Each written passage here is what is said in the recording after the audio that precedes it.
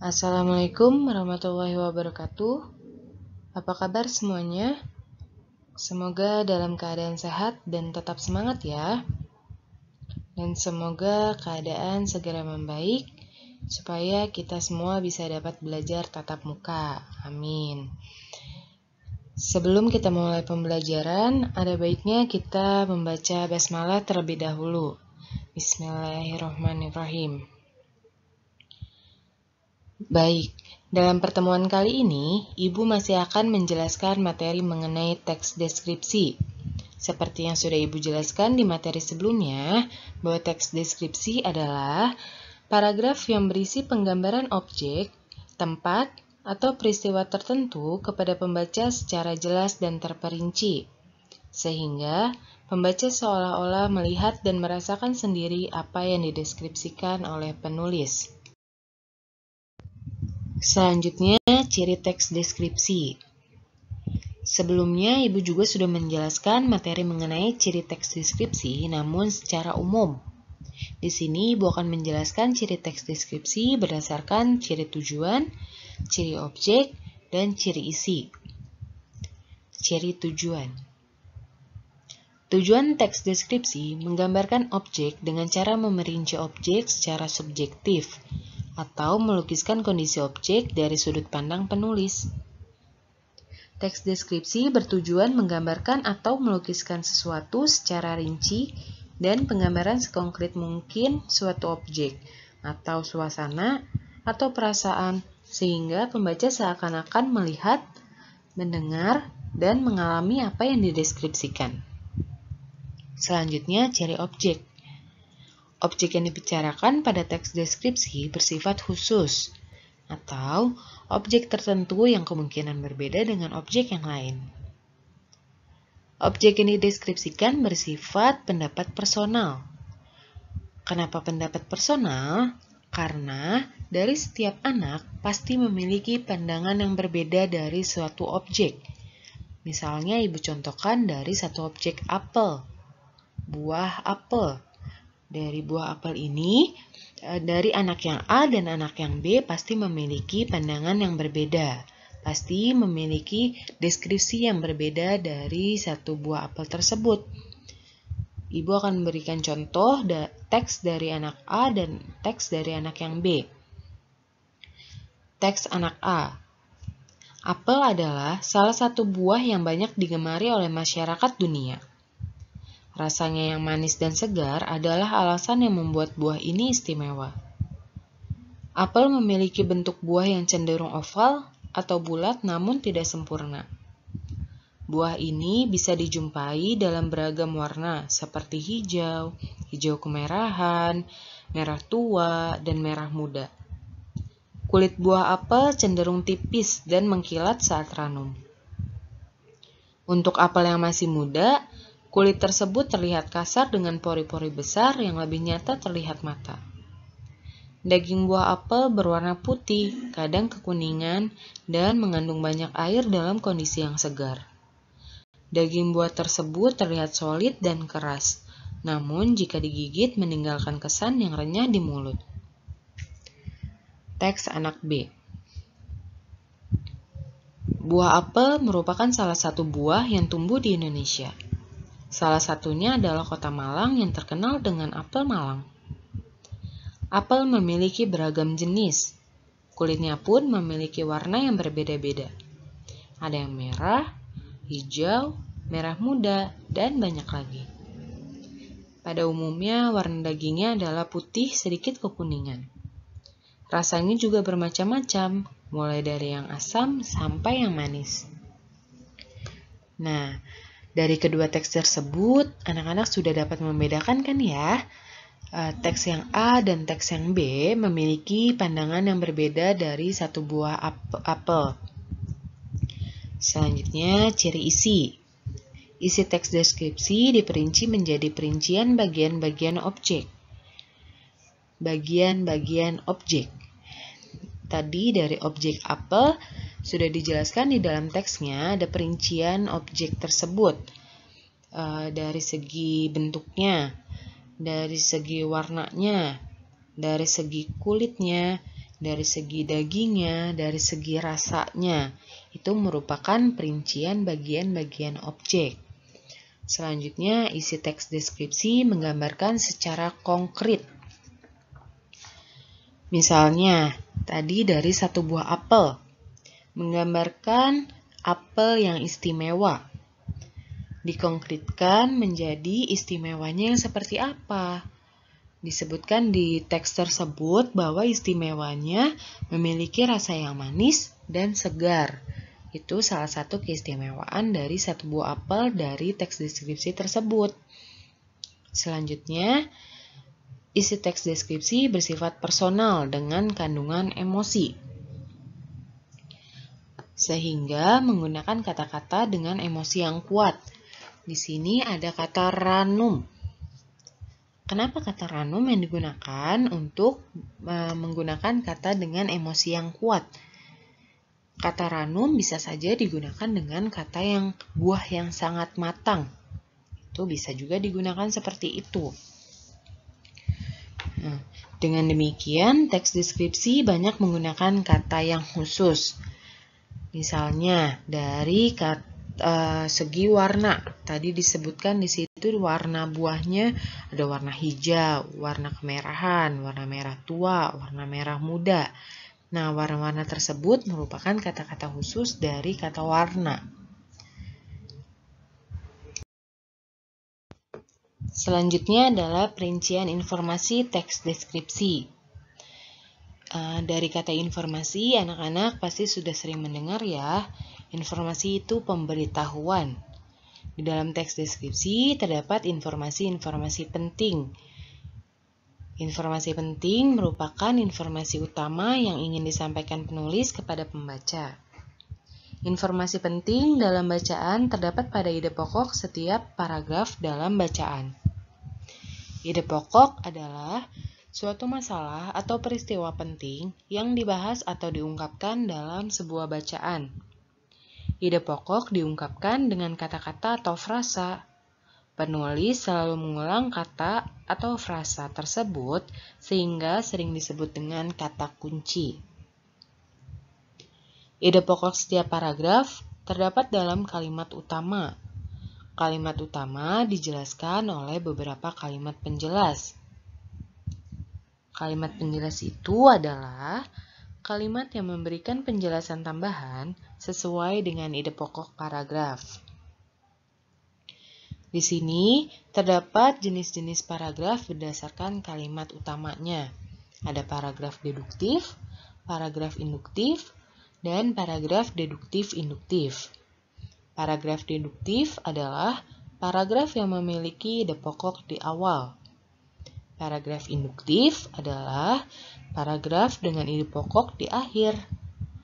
Paragraf deduktif-induktif adalah paragraf dengan ide pokok di awal dan di akhir.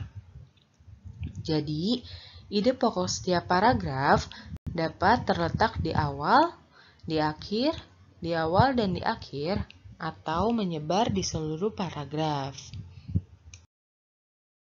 Selanjutnya, menentukan informasi pada teks deskripsi. Di sini Ibu akan menjelaskan cara menemukan informasi dalam teks deskripsi. Yang pertama, membaca keseluruhan teks deskripsi. Di sini anak-anak harus membaca secara keseluruhan untuk mendapatkan informasi-informasi penting yang terdapat dalam teks deskripsi tersebut. Yang kedua, memahami isi teks deskripsi.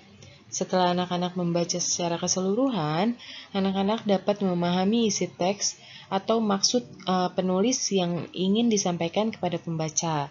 Yang ketiga, menemukan ide pokok setiap paragraf dalam teks deskripsi. Seperti yang sudah dijelaskan sebelumnya, ide pokok bisa terdapat di awal, di akhir, atau di awal dan di akhir pada setiap paragrafnya. Untuk menentukan informasi yang terdapat dalam teks deskripsi, anak-anak dapat membuat pertanyaan-pertanyaan berdasarkan isi teks deskripsi tersebut. Anak-anak dapat membuat pertanyaan dengan kata tanya adik Simba. Adik Simba itu apa sih? Ya, adik Simba itu kata tanya apa, di mana, kapan, siapa, mengapa, dan bagaimana. Jawaban-jawaban pertanyaan tersebut merupakan informasi dalam teks deskripsi. Dari teks yang pertama, Ibu mengambil contoh pesona Pantai Senggigi. Di sini anak-anak boleh membacanya terlebih dahulu untuk memahami isi teks tersebut. Selanjutnya, pemetaan isi teks deskripsi pesona Pantai Senggigi. Setelah anak-anak membaca teks secara keseluruhan, anak-anak dapat membuat peta pikiran yang dibuat berdasarkan pemaparan umum ke khusus. Di sini, pemaparan umumnya yaitu kata pantai, dan khususnya ada kata pasir, latar, pura, matahari, gunung, senggigi, bawah laut, terumbu, ikan, dan snorkeling. Nah, dari kata-kata ini, anak-anak bisa dapat menentukan informasi-informasi penting yang terdapat dalam teks deskripsi pesona Pantai Senggigi. Selanjutnya, teks yang kedua yaitu Gebyar Pementasan Tari Kolosal Aria. Silakan anak-anak baca teks secara keseluruhan untuk memahami isinya. Sama halnya seperti pemetaan isi pada teks deskripsi pesona Pantai Senggigi, teks deskripsi Gebyar Pementasan Tari Kolosal Aria juga dapat dibuat peta pikiran. Di sini, kata umumnya yaitu pentas tari.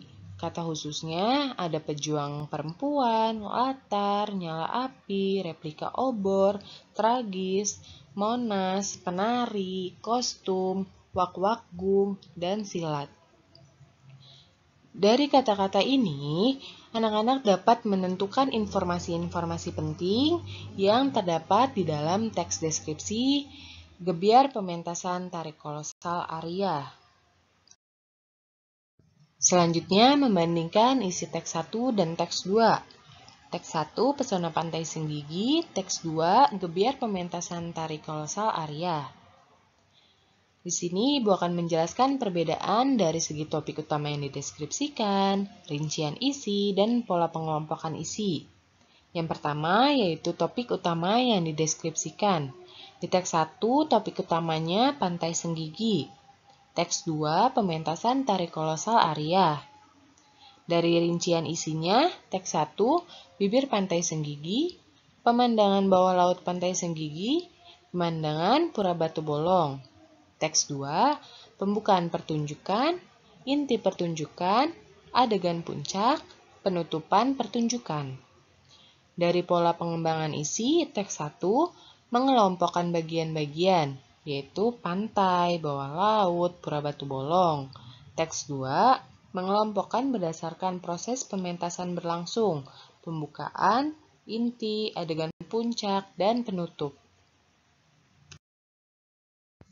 Selanjutnya adalah persamaan teks 1 dan teks 2. Dari segi cara mengembangkan isi, teks 1 yaitu menggambarkan Pantai Senggigi dengan cara memerinci objek secara subjektif.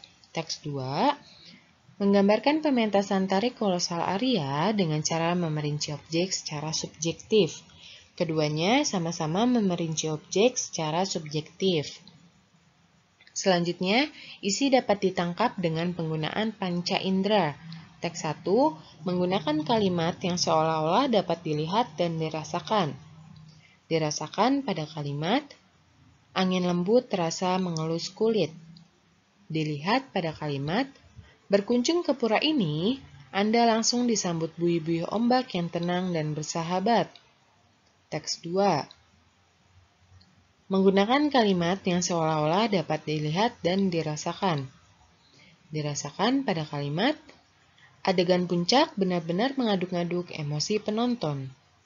Dilihat pada kalimat, kostum warna-warni tradisional Betawi nampak semarak dibalut sinar lampu yang dramatis. Dari teks 1 dan teks 2 sama-sama menggunakan panca indera penglihatan dan perasa. Kesimpulan dari pertemuan kali ini yaitu tujuan teks deskripsi menggambarkan objek dengan cara memerinci objek secara subjektif atau melukiskan kondisi objek dari sudut pandang penulis. Objek yang dibicarakan pada teks deskripsi bersifat khusus, atau objek tertentu yang memungkinkan berbeda dengan objek lain. Objek yang dideskripsikan bersifat pendapat personal. Isi teks deskripsi diperinci menjadi perincian bagian-bagian objek. Isi teks deskripsi menggambarkan secara konkret. Isi teks deskripsi bersifat personal dengan kandungan emosi. Informasi penting merupakan informasi utama yang disampaikan penulis kepada pembaca. Ide pokok adalah suatu masalah atau peristiwa penting yang dibahas atau diungkapkan dalam sebuah bacaan. Ide pokok setiap paragraf terdapat dalam kalimat utama. Kalimat utama dijelaskan oleh beberapa kalimat penjelas. Paragraf yang memiliki ide pokok di awal disebut paragraf deduktif. Paragraf dengan ide pokok di akhir disebut paragraf induktif. Paragraf dengan ide pokok di awal dan di akhir disebut paragraf deduktif-induktif. Cara menemukan informasi dalam teks deskripsi: yang pertama, membaca keseluruhan teks deskripsi. Yang kedua, memahami isi teks deskripsi. Dan yang ketiga, menemukan ide pokok setiap paragraf dalam teks deskripsi. Bisa juga menemukan informasi dari kata tanya adik Simba, yaitu kata tanya apa, di mana, kapan, siapa, mengapa, dan bagaimana. Dari kesimpulan ini, teman-teman juga bisa membandingkan isi teks deskripsi dari segi persamaan dan perbedaan. Juga dapat membuat pemetaan atau peta pikiran untuk mendapatkan informasi-informasi yang terdapat dalam teks deskripsi. Sekian untuk pertemuan kali ini. Semoga anak-anak tetap sehat dan tetap semangat walaupun masih belajar dari rumah. Selalu berdoa agar keadaan segera membaik dan kita segera bertemu ya. Terima kasih. Wassalamualaikum warahmatullahi wabarakatuh.